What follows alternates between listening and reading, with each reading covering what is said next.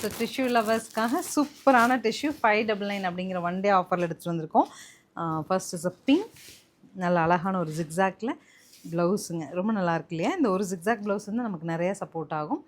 599 அப்படிங்கிற one day ஆஃபரில் I have colours for you. But sets அப்படிங்கிறது ஒவ்வொரு கலருக்குமே 3 செட்டு தான் இருக்குது.